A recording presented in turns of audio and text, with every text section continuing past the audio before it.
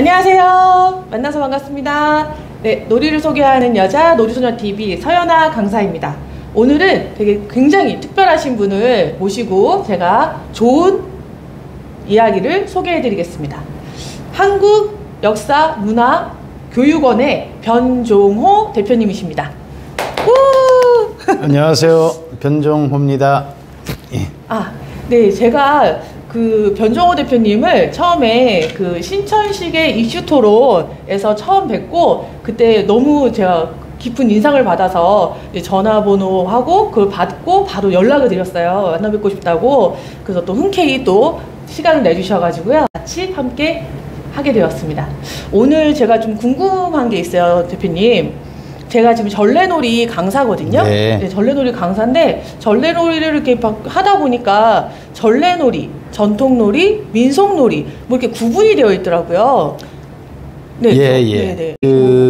저희가 처음에 전통놀이에 관심을 가지게 된 것은 왜 우리 아이들 노는 곳에는 어떤 정신이나 철학이나 이런 것이 깃들어 있지 않을까, 이런 것에서 이렇게 살펴보게 됐고요. 전래놀이라는 이름으로 우리 꾸준히 이어져 온 놀이들이 많이 있었죠. 그런데 생각해 보면 전래놀이라는 것은 사실 언제 만들어졌는지, 누가 만들었는지, 그리고 왜 만들어서 그 놀이를 하면 어떤 이점이 있는지, 아니면 어떤 잘못된 것이 있는지, 이런 것에 대한 구분이 없다라는 거죠. 그럼에도 불구하고 이 재미있으니까 오랫동안 이어져서 꾸준히 해오는 놀이들이 있죠. 그래서 저희가 생각할 때 다른 나라의 놀이들 같은 경우에 보면 사서나 문헌에 그런 기록들이 나와서 이거는 우리들만의 전통적인 것이야 하는 이런 놀이들이 많았는데 우리나라에는 왜 없을까 해서 살펴보기 시작했습니다. 그러다 보니까 많은 것을 한 90년대 무렵에 연구를 하기 시작을 해서 실제로 대일항쟁 시기에 일본 총독부의 소위 문화정책이라는 시책 하에서 우리의 놀이들이 조선 말기까지 활발하게 놀았던 이런 놀이들이 많이 사라지고 새로운 놀이들이 많이 유입된 이런 것을 발견하게 됐고요. 조선왕조실록이나 아니면은 용비어천가 화다무태 난중일기까지도 우리 전통 놀이에 대한 기록이 생생하게 살아 있었습니다. 예, 그렇게 해서 발견한 것이 바로 전통놀이라는 것이고요. 게다가 기존의 전래놀이라고 불리던 것 중에서 또 하나 구분을 했었죠. 구분했던 것이 민속놀이라는 건데 민속놀이는 주로 세시에 하는 세시풍습 놀이예요. 그래서 명절이나 이런 때 많이 하게 되는데 명절 때 하게 되니까 주로 부락 단위의 그 단체 놀이가 많이 있겠죠. 그래서 이거 소위 말해서 우리 향토 오락이라고도 하고 민속 오락이라고도 하고 이 민속 경기라고 표현하기도 하는데 아까 말씀드린 대로 기존의 전래놀이라는 이름 속에 있던 것을 나름대로 전래놀이와 전통놀이 그리고 민속놀이로 이렇게 구분을 하게 된 거죠. 이렇게 됐는데 실제로 민속놀이는 단체 경기다 보니까 재미있는 요소가 많아요. 예를 들어 줄달리기 하면 단체 놀이죠. 줄달리기. 그런데 명절 때 돼서 남자 팀하고 여자 팀하고 줄달리기를 해요. 그럼 누가 이길까요? 보통 남자 팀이 이기지 않을까요? 당연히 남자가 이기겠죠? 그럼 승부가 뻔한데 재미없잖아요. 근데 그 마을에는 오랫동안 내려오는 얘기가 있습니다. 여자가 이기면 핑년이 들고 남자가 이기면 흉년이 듭니다. 그럼 어떻게 돼요? 열심히 줄다리기 하다가 나중에 가면 남자들이 그냥 주저앉아야 되지 않겠어요? 그래야 예. 그리고 산판에 사는 사람들과 마을에 사는 사람들이 또 이렇게 해요. 그럼 산판에 사는 사람들이 이기면 밭농사가 잘 되고 마을 사람들이 이기면 논농사가 잘 된다. 뭐 이런 것도 있거든요. 이런 단체 경기 속에 보면 그러한, 그러니까 서로 협력하고 화합하는 이런 것들을 이렇게 하는 것이 놀이의 목적이지, 승부를 겨뤄서 꼭 이겨야 되겠다 이것을 그 강조했던 것은 아니라는 거죠. 우리의 그 전통적인 민속놀이들이. 근데 전래놀이 속에는 그런 것이 없어요. 예를 들어 네. 뭐 비석치기? 비석하면 우리 뭐 어떤 거 생각하세요? 비석하면 그 묘 앞에 있는. 예, 묘 앞에 있는 네. 것이나 아니면 네. 어떤 사람이 잘하고 가면 그분을 기리고 그분의 공덕을 네네. 추모하는 이런 그 송덕비라고 그러죠. 네네. 송덕비거나, 그래서 결국 비석에 쓰여진 것들은 다 잘 닦고 보존하고 이렇게 모셔야 되는 거잖아요. 그렇죠. 그런데 비석치기란 놀이는 뭐죠? 그 비석을 세워놓고 돌로 이렇게 까잖아요. 네, 맞아요. 그럼 과연 우리 전통에 맞는 놀이일까요? 그게? 좀 이상하게 생각해 볼 것이죠? 네네, 그러네요. 그러니까 전래놀이 속에는 그렇게 원인 불명의 놀이들이 많이 섞여져 있어요. 예, 그래서 실제로 전통놀이, 민속놀이, 네. 전래놀이 이렇게 세 가지를 구분을 해서 학술적으로 제 나름대로 구분을 했던 거고요. 그러면 이 구분하신 게 대표님이 직접 구분하신 건가요? 90년대 초에 그 저희 그 한국 역사문화교육원인데 역사문화교육원 이전에 역사문화연구회가 있었습니다. 그 연구회에서 같이 이렇게 이 전통놀이를 연구를 하고 사서나 문헌을 뒤지면서 실제로 대일항쟁 시기에 사라졌던 많은 놀이들, 승경도, 고누, 저포, 쌍류, 격방, 척구, 육박 이런 놀이들을 다 개발을 했어요. 그리고 95년도하고 96년도에는 서울시 지원을 받아서 이 단오절 때 우리 이 전통놀이를 소개하기도 했었습니다. 그런데 그 당시에는 그 참여한 사람들의 호응은 좋았지만 사회적으로 그 놀이를, 전통놀이를 많이 이렇게 활발하게 펼치기에는 좀 어려움이 있어서 2000년대 들어와서 2012년, 13년경부터 다시 이렇게 활발하게 전통놀이 지도사 양성 교육도 하고 이렇게 하면서 저희 전통놀이를 끊임없이 알리기 위해서 노력을 하고 있습니다. 예. 와, 제가 너무 정말 대단하신 분을 지금 옆에 두고 있네요. 저는 제가 이제 강사 교육을 받으면서 그 세 가지 구분을 한다 이렇게만 배웠고, 이게 어느 누구가 이거를 다 저렇게 구분을 잘 하셨을까라는 생각을 갖고 수업을 들었었던 기억이 있는데, 그 본인 당사자분이 옆에 지금 계신다고 합니다. 영광입니다. 물론 저 혼자 한 것이 아니고 우리 연구회 회원들이 함께 했었고요. 예, 함께 했고 또 지금 활동하고 있는 분도 계시고요. 그래서 결국은 이 전통놀이라는 말이 없었기 때문에 새로 저희 나름대로 정리한 내용이 사회적 관습이나 시대적인 배경으로부터 또는 역사적 문헌적으로 근거를 찾을 수 있는 우리 선조들께서 놀았던 놀이를 전통놀이라고 표현합니다. 그러면 이제 기록이 남아있는 것들, 이런 것들은 전통이라고 하고, 그리고 누가 만들었는지, 왜 하고 있는지, 또 이 놀이의 효과는 어떤 것인지 잘 모르는 것들은 전래놀이라고 표현을 하죠. 일단은 사서나 문헌을 기준으로 해서 찾을 수 있는 것은 전통놀이 범주에 포함을 했고요. 그렇지 않은 것은 전래놀이. 물론 이걸 구분해서 어떤 건 놀아라, 어떤 건 놀지 말라 이런 얘기하는 것이 아니에요. 그거 아니고요. 전래놀이 속에는 그러나 구분해야 될 놀이들은 들어있다. 이런 말씀 드리는 거고요. 네, 잘 알겠습니다. 예.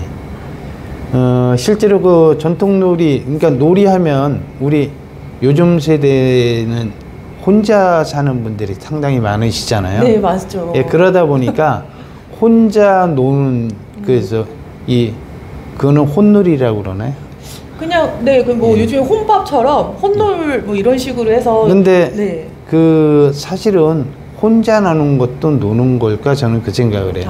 뭐 그 전에 보니까 시체놀이 한다고 혼자 이렇게 가만히 누워 있는 사람도 봤는데, 그거는 놀이가 아닌 것 같아요. 제가 생각하는 놀이의 개념은 둘 이상이 만나서 서로 네네. 통해서 함께 즐겁고 행복하게 이렇게 소통하는 이런 것이, 그리고 그 소통과 더불어서 나눔이 있는 이런 것이 바로 놀이가 아닐까 이렇게 생각을 하고요.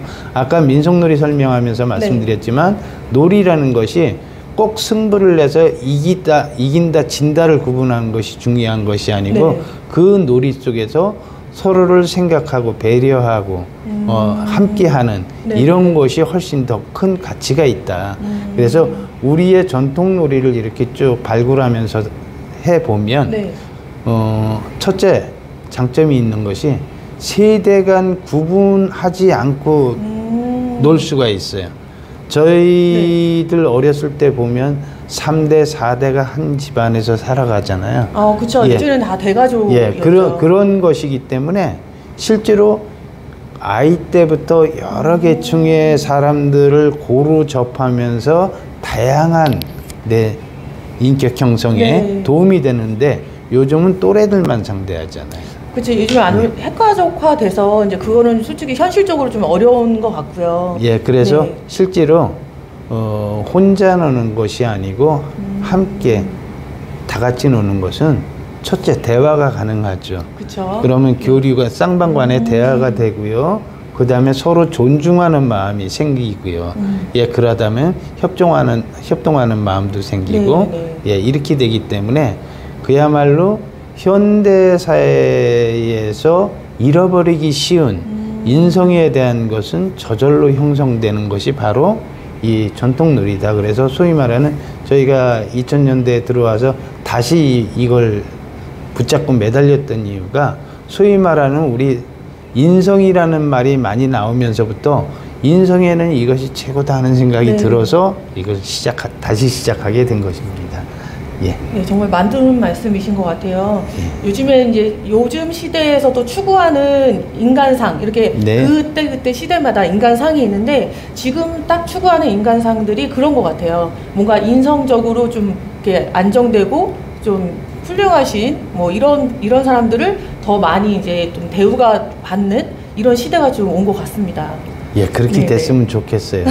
왜냐하면 서세동점 시기 이후 1900년대 서세동점 시기 이후 근세 한 100년 동안 우리나라에 계속 유입된 것은 서구 중심의 물질 문명이었습니다. 그리고 지금 우리 사회에 들어가는 경제체제나 모든 체제가 보면 신자유주의 경제 정책이다 해가지고 그저 부익부 빈익빈이 양산되는 이런 세상 속에서 살다 보니까 오로지 경제적인 가치만이 가장 최고인 것처럼 이렇게 생각하는 경향이 생겼는데 저희 어려서는 우리 부모님들이 학교 가면 내 아들 공부 잘하게 해주세요 소리 안 했어요. 그때는 내 자식 사람 만들어주세요 였거든요. 거기에서 나오는 사람이라는 건 어떤 거겠어요? 사람다운, 사람스러운. 근데 요즘은 점점 염치라는 단어도 사라지는 것 같고요.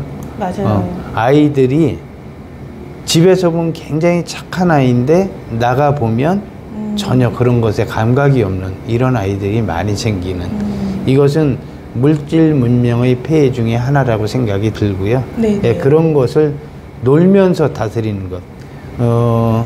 제가 보면 이 요한 후이징아라는 사람이 한 얘기가 뭐냐면 사람과 짐승이 다른 것은 인간은 놀이를 할 줄 알기 때문이라고 그랬어요. 그리고 우리 선조들은 노는 것이 그냥 삶이었어요. 노는 것이 일이고 노는 것이고 옛날 어르신들 보면 새끼 꼬면서도 흥얼거리고 노래하고 옆에 사람들하고 재담하고 이래가면서 일했죠.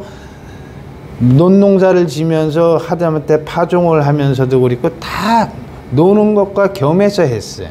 그래서 그렇게 했을 때 오히려 힘든 것이 힘들지 않고 더 즐겁고 이랬던 것이기 때문에 인간은 그렇게 해서 놀이를 할 수 있을 정도의 생각을 하는 것이기 때문에 바로 인간이다. 이렇게 표현을 한 것이 후이징아인데 특히 전 세계 여러 민족 중에 우리 민족이 그런 거 제일 잘해요. 여기 보면 옛날부터 음주가무하면 동이족이라고 그랬죠. 근데 그 음주가무가 우리 술 먹고 노는 거다라고 생각하지만 왜 우리 민족이 그대로부터 그런 전통이 있었냐 하면 실제로 술 먹고 춤추는 것이 바로 하늘에 제를 올리는 거였어요. 하늘에 제를 옮기는 것이었기 때문에 그것이 축제로 이어져 내려온 거죠. 축제처럼. 그래서 옛날에 추수가 끝나고 나면 그 이제 한가해지는 그 틈을 타서 한 달 보름, 짧게는 보름, 길게는 한 달, 두 달 이 정도까지 계속 매일 마시고 춤추고 놀고 노래하고.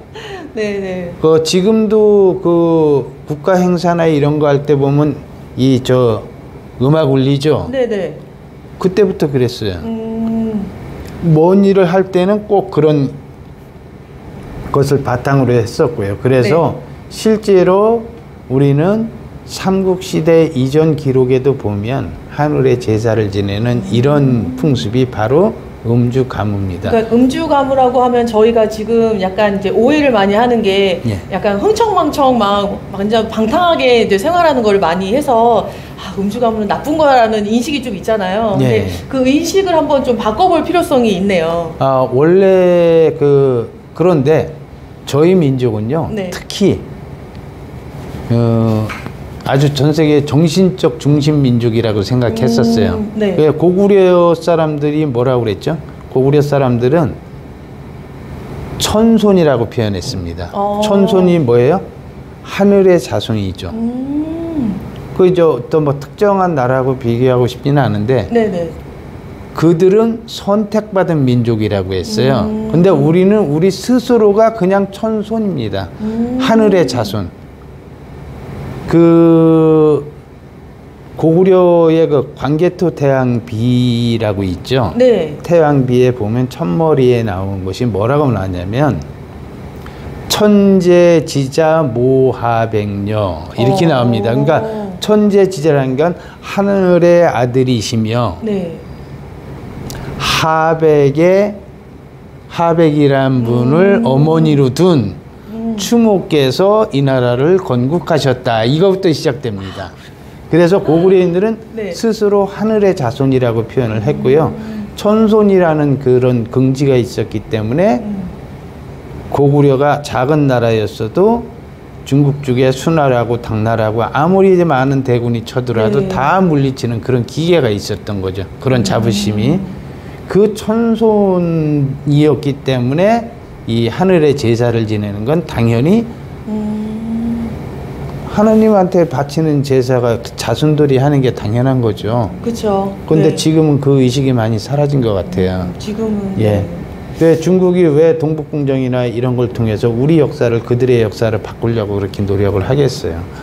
이런 것들이 있는 거고요. 그렇기 때문에 전 세계 어딜 가도요. 노래방이 있는 곳에는 한국인들이 있고요. 그리고 가라오케 기계를 처음 만든 건 일본인이지만 그것을 가장 많이 화려하고 전 세계에 퍼쳐놓은 사람들은 한국 사람입니다. 그래서 가라오케를 만들 분은 실망을 안 시켰죠. 그런 흥을 가진 그 DNA가 있나 봐요. 그렇죠. 그러니까 그거는 타고난 거예요. 천손으로서 타고난 것인데 우리 스스로 DNA 속에 그걸 간직하고 있으면서 그 이유를 모르고 있는 거죠. 그리고요, 이 전통놀이가 좋은 것이 뭐냐면 실제로 이 놀이를 하면서 역사 스토리텔링을 많이 알 수 있어요. 각 놀이마다 말씀드렸잖아요. 전통놀이는 사서와 문헌을 근거로 한다고 그랬죠.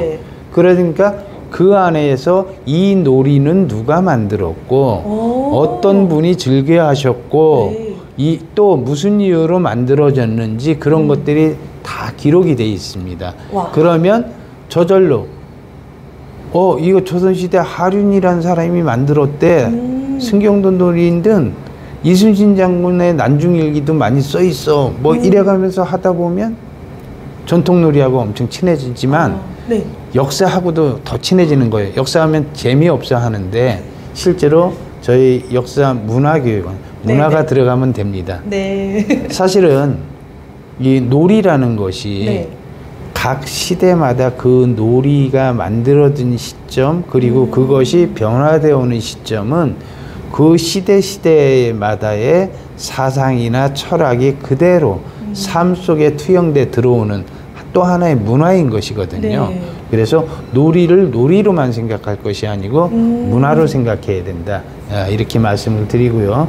그래서 네. 이 역사 스토리텔링을 가지고 얘기를 해도 이 놀이를 하면서 그 당시의 역사 이야기를 전해줄 수 있고 그 놀이에 관련된 이런 것 때문에 훨씬 더 유용하게 쓸 수가 있다라는 거고요. 예, 그럼 대표님 앞으로 이제 이 좀 전에 말씀해주신 역사 스토리텔링을 이제 앞으로는 계속 쭉 이어서 이제 해주신다는 말씀이신 거죠? 아, 예. 네. 그 놀이 종목별로. 네. 자, 이제 우선 오늘 네, 여러분 들으셨죠? 조금만 더 하고요. 네. 저희 교육원에서 만든 전통놀이 교구입니다. 그래서 네. 승경도, 고누, 저포, 쌍욕 이런 놀이들이 있는데요. 좀 생소한 것들이 있어요. 예, 옛 모습을 가급적 그대로 본떠서 했고요. 예, 한자로 돼 있는 것들은 전부 한글로 바꿔서 했습니다. 네. 이렇게 해서 놀이하기 쉽게 했고요. 그 다음에 이렇게 실제로 이 전통놀이를 많이 알리기 위해서 이 낙산공원도 가고 여러 행사장으로 가서 이렇게 했는데 정말로 남녀노소 구분 없이 이렇게 많은 분들이 찾아오셔가지고 즐기기도 했고요.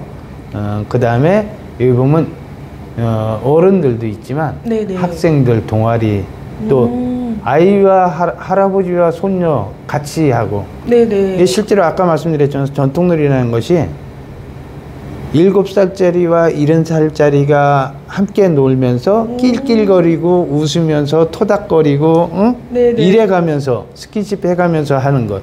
그 안에서 소통이 되고 공감이 되고 그래서 서로 나눠지고 그래서 자연스럽게 하나가 되고 서로 존중하고 배려하고 이런 것이 키워지는 이런 것이 바로 전통놀이라고 얘기할 수 있습니다. 제가 전래놀이를 시작한 것도 사실 그런 이유였거든요. 뭐 이렇게 나이의 뭐 세대 차이 이런 거 없이 그냥 하나의 공통된 걸로 서로 공감대를 형성하고 친해지고 이렇게 같이 좀 행복하게 살 수 있는 그런 시대가 지금 왔으면 좋겠다. 실제로 지금 전래놀이 이렇게 하는데 아이들 노는데 어른 끼기 어색하죠. 좀 어색한데 이 전통놀이는 그 어색함이 없어요. 여기 지나가던 수녀님도 와서 하시고요. 외국인들도 많이 와서 해요. 여기 보면은 이제 전통놀이 전수교실에서 해놨는데 또 행사장에 가서 이렇게 천막 쳐놓고도 하고요. 제일 인기 많은 게 저희였어요. 그리고 요거는 이제 각 학교에 가서 수업할 때 이렇게 놀이 종목별로 이렇게 하는데 굉장히 좋아합니다. 그리고 요거는 이제 아까 이런 것들은 판놀이라고 그러죠. 판 깔아놓고 하니까 요건 마당에서 마당놀이라고 표현합니다. 마당놀이를 격방이라는 놀이고요. 요건 척구라는 놀이입니다. 전수교실 할 때 사진이에요. 근데 재밌는 게요. 이렇게 젊은 연인들 지나가면서 그 자리에서 배워서 그 자리에서 해요. 그런데요. 눈치 없는 어떤 총각은요. 악착같이 여자친구한테 이기려고 막 그래요. 그러면 나중에 한 커플이 그렇게 했는데 이 여자친구가 4번, 5번 계속 지고 나니까 혼자 벌떡 일어나서 뒤도 안 쳐다보고 그냥 가버렸어요. 그럼 놀다가 지금 그러니까 놀이를 잘못 배운 거예요. 논다라는 것은 서로 소통하고 교류하는 거예요. 그렇죠. 근데 약간 지금 그동안 저희가 그런데 시대를 살면서 뭔가 이겨야 된다는 그러니까 경쟁 시대에 살다 보니까 마치 지면 자존심 상하는 것처럼 생각을 하는데 사실은 우리 옛말에는 지는 게 이기는 거라고 그랬죠. 지고 나면 마음이 편합니다.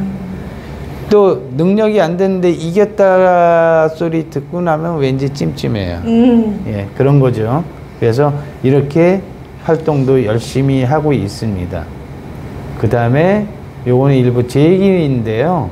요즘 아이들 제기를 발로 못 차요. 못 차서 책받침으로 해라 했는데 그것도 잘 안 돼요. 그래서 차라리 여러 명이 네네. 큰 보자기를 들고 같이 협동해서 하는 이런 그 놀이를 했고요.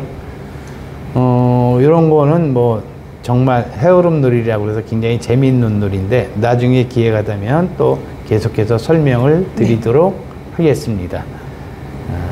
너무 기대가 돼요. 예. 이 헤어룸 놀이 정말 하고 싶지 않나요? 네, 지금 보니까 공중부양하는 느낌이 살짝 예. 있어서. 네. 그 다음에 요거는 이제 척구라는 놀이인데, 네.